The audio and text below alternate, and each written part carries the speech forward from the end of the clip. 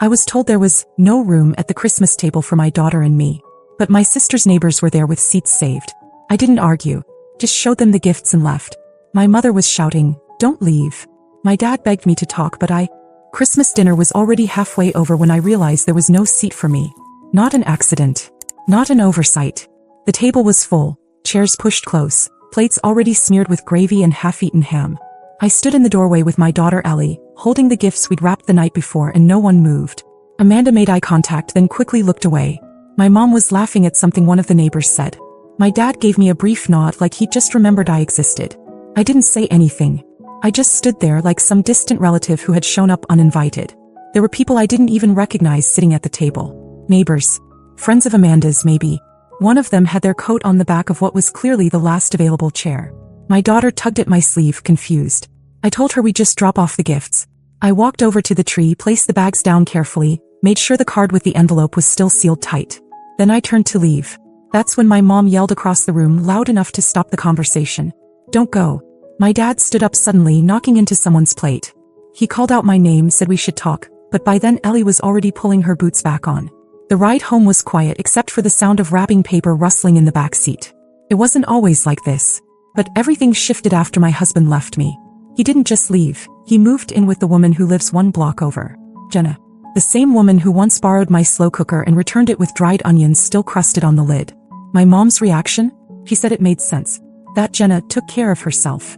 After that, it was like my entire family decided I was defective. My sister stopped inviting me to anything unless she needed help setting up. My parents laughed when I said I was going back to school.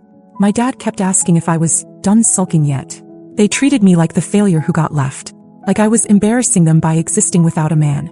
But what they didn't know, sitting there with their wine glasses and strangers in my place, was that they had just missed the biggest gift they were ever going to get. There was a check inside one of those gifts. $10,000. And that was only the beginning. 2 hours after I left Amanda's house, my phone started buzzing. First it was my mom, then my dad, then Amanda. I didn't answer. I sat on the couch with Ellie watching the same Christmas movie we'd watched 3 nights in a row. She kept asking why we had to leave so soon. I told her we'd celebrate just the 2 of us this year. I told her it was special this way. The truth was, I didn't trust myself to talk to any of them without saying something I couldn't take back. Not yet. It took less than 24 hours for Amanda to text again. She asked if I could come back by and pick up the gifts you left. Said they didn't want to accidentally open the wrong ones. I stared at her message for a long time before deleting it. They thought I was bluffing, that I was being sensitive, that I'd come crawling back like always. Then Christmas night at 9:47 p.m. I got the first real reaction. My dad called 3 times in a row, left a voicemail on the 4th. He sounded panicked, said something about the envelope, said I needed to call him immediately. I didn't, because the envelope they found wasn't just a card. Inside was a short note, to help with the roof, Merry Christmas, and a check for $10,000 made out to my parents. No strings attached. No explanation. Just a gift I had planned quietly for months while they mocked me behind my back. A gift I was ready to give them even after everything. Until I saw those strangers in my seat. By the next morning, I had 11 missed calls, 2 long voicemails from my mom crying, and a desperate message from Amanda that just said, "Are you serious?" I didn't reply. I logged into my accounts instead. Cancelled the 3 automatic payments I had set up to cover their internet, their electricity, and a credit card my mom had once opened, just to get the rewards. They never remembered I was the one keeping those lights on. They were about to find out. At 2:12 p.m. my dad tried calling again. Then he texted, "We need to talk. Please. You don't understand what's going on." Oh, I understood perfectly. They didn't want me there. But they wanted what I brought. That's what burned the most. Not the lack of a chair. Not the strangers they'd chosen over me. But the certainty that even now, with everything unraveling, they still didn't think they'd done anything wrong. But I was done giving. And I hadn't even told them about the second surprise yet. I didn't answer any calls the day after Christmas. Or the next. I watched them come in. First my dad, then Amanda, then even my Uncle Dave, like they were passing my number around like a crisis hotline. I kept the volume low and let each one ring out. They had finally opened the envelope. At first I pictured them just tossing my gifts to the side like always, expecting bath bombs and a scented candle. But when they found the check, $10,000, signed, dated, sitting in a card with no sarcasm, no bitterness, something must have shifted. Because that's when the panic started. And that's when I knew it was time. The second surprise wasn't as sweet as the first. It wasn't wrapped. It didn't have a bow. But it would hit harder. Because it was about control. Quiet control I had held on to for years without ever using it. My name was on more than they remembered. I logged into the bank account my dad used. Technically mine too, from back when I helped them refinance the house. I moved the remaining balance to my own account and closed it. Then I pulled the plug on 3 recurring payments they didn't even know I'd been covering. Their cell phone plan, their internet, and their electric bill. My mom used to call me when the power flickered, assuming I had the answer. My dad never even knew how the bills were being paid. They just assumed someone else handled the details. Well, that someone just stepped out. I got my first call from Amanda at 10:14 a.m. I let it go to voicemail.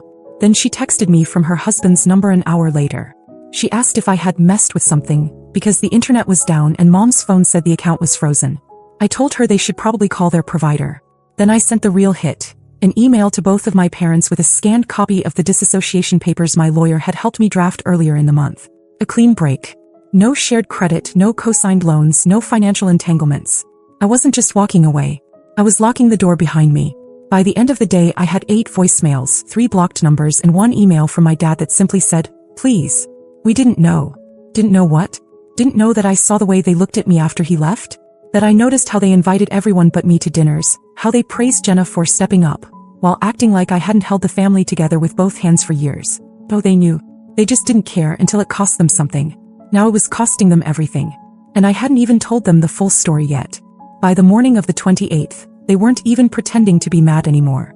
My mom called me from Amanda's phone and left a message that started with, "I know you're angry," and ended with her sobbing. My dad sent me a voice memo where he said the words, "I messed up for the first time in my life." I didn't respond. The guilt wasn't real, it was just survival. They'd lived for years in a system where I quietly paid for their mistakes, absorbed their cruelty, and kept the lights on without needing thanks. Now that system had collapsed, they were scared. Not sorry, just scared. Amanda showed up at my place around noon. She didn't text first. She just knocked. When I opened the door, she tried to walk past me into the house. I didn't let her. She said they were all falling apart and asked what I wanted, like I was holding them hostage. I told her there was no negotiation. That's when she said it. "You think you're above us now just because you wrote a check?" That made me laugh.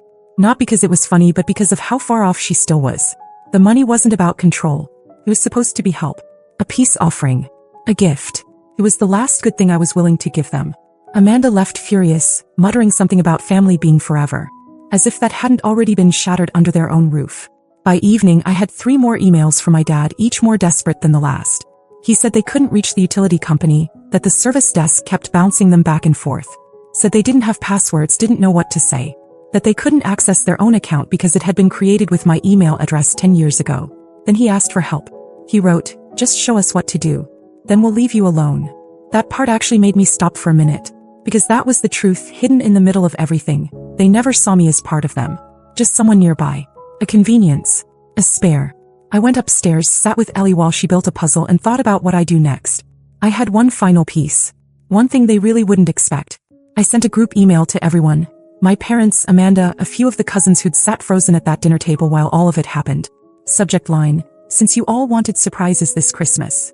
The message was short. "I know some of you were aware of what's been said and done behind my back.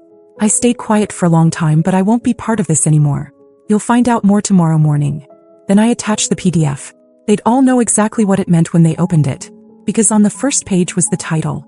Notice of Severance. Family and Financial Disassociation. Effective immediately. I expected silence. Or maybe more crying.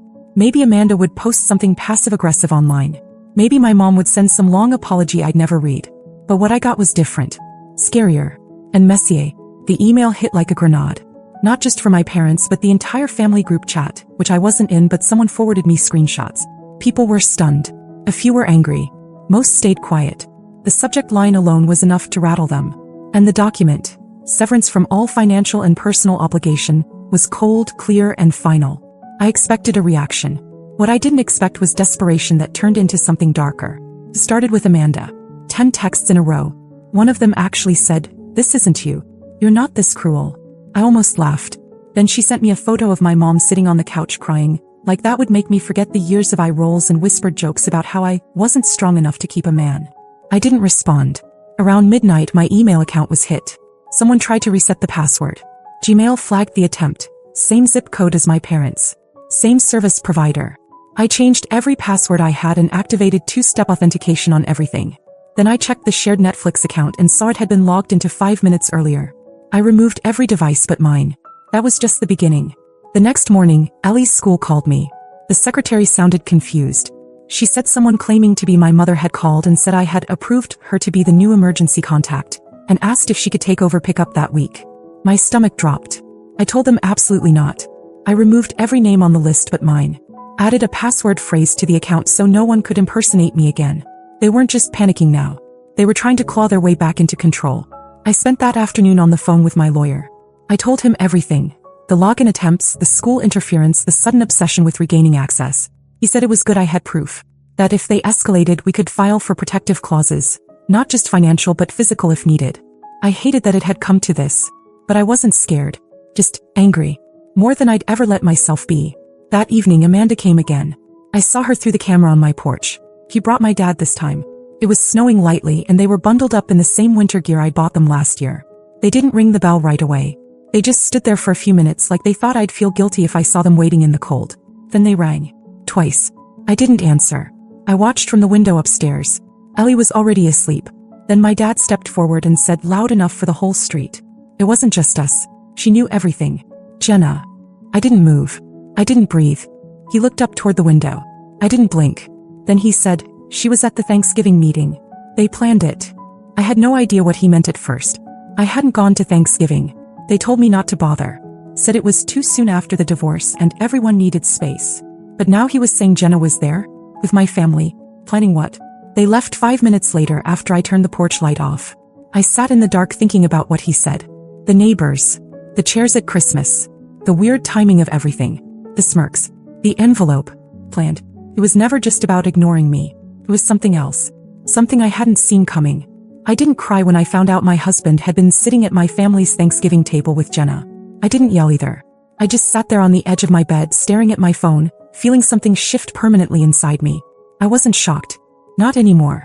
It just confirmed what I'd already started to understand. It had never been about forgetting me. It had been about replacing me. That morning, I called my lawyer again and gave him the go-ahead to complete the disassociation papers. Financial, legal, and personal. Everything that connected me to them in any way. No more shared utilities, no co-signed anything, no loose threads. We filed everything within 48 hours. It was official. My parents lost access to every convenience I used to quietly give them. Internet gone. Phone plans gone. Credit line I'd opened for emergencies, closed. They would have to start from scratch just like I had 2 months earlier when my husband vanished from our life overnight. Only now they didn't have me. That was fair. Still, I needed to do one last thing. I didn't want to leave things open-ended. I didn't want them to spin the story later. Pretend they didn't know why I cut them off, say it was sudden or that I had snapped. So I called them. Both of them. Together. I said it was the last time I'd speak to them and I meant it. My mom answered. My dad was already on speaker. I said calmly that I knew everything now. That I knew about Thanksgiving. That I knew Jenna was there. That I knew my husband sat at their table while they laughed and passed around cranberry sauce, pretending they hadn't chosen sides. That they invited the woman he cheated with and disinvited the woman he left. They didn't deny it. My dad mumbled something about not wanting more drama, and my mom started crying. She said she thought I'd be too emotional if I saw him. I reminded her I had been covering their bills. That I had a check under that tree, $10,000 to fix their house. That I brought it even after everything. And they still picked her. Then I told her I canceled the check. I told her the bank confirmed it. They'd never see that money. Not $1. And their roof would leak until they figured out how to fix it themselves. It got quiet. I told them one last thing. That I had written everything down. Every call, every bill, every cruel comment. Every time they laughed when I talked about Ellie's therapy or told me to stop making a scene. I had it all. And if they ever tried to spin the story to anyone, I'd make sure the truth was louder. She asked if I was serious. I said I was, and that this call was the last favor I'd ever do for them. Then I hung up. After that, I blocked their numbers. I left the family group chat for good. I deleted all the shared calendar invites, turned off the reminders for birthdays, removed every photo of them from my phone. Ellie and I started over. On New Year's Eve, I made homemade pizza and let her stay up past midnight. We danced in the living room. She asked if we were still going to Grandma's house someday. I said no, not anymore. But that we could build a new kind of family now. One that didn't make us feel small. It didn't happen all at once, but the weight slowly lifted. I slept better. I didn't jump when my phone buzzed. I stopped rehearsing arguments in my head. The silence felt strange at first. Then it felt like peace. The past didn't vanish. But I didn't carry it anymore. And that was the gift I gave myself. Mini update, 6 weeks later. I didn't hear anything for a while. Not a word from Amanda, not a call from my parents, Not even a passive-aggressive post I'd have to pretend not to understand. It was like they'd all vanished. I thought maybe they finally got it. That maybe they'd leave me alone for good. Then last Friday I got a letter in the mail. Handwritten. No return address. It was from my dad. He didn't apologize. He didn't even mention Ellie. The letter was short, just a few lines. He said the house was getting worse. Said they tried to get a loan, but their credit wasn't strong enough without my name. He wrote, "It was never supposed to go this far." I didn't respond. Not because I wasn't tempted. I was. For about 5 minutes. But I folded the letter, placed it back in the envelope, and tucked it in a drawer I rarely open. I don't need to burn it. I just don't need to carry it anymore. Ellie's doing better. She started smiling more at school, making up silly games again. We made a new tradition last week. Every Friday we go out for pancakes no matter what. Just the two of us. Last time she told me it was her favorite day of the week. That's all I needed to know. I made the right decision. Sometimes the most radical thing you can do is stop proving your worth to people who already decided to ignore it. I stopped proving, and I never looked back.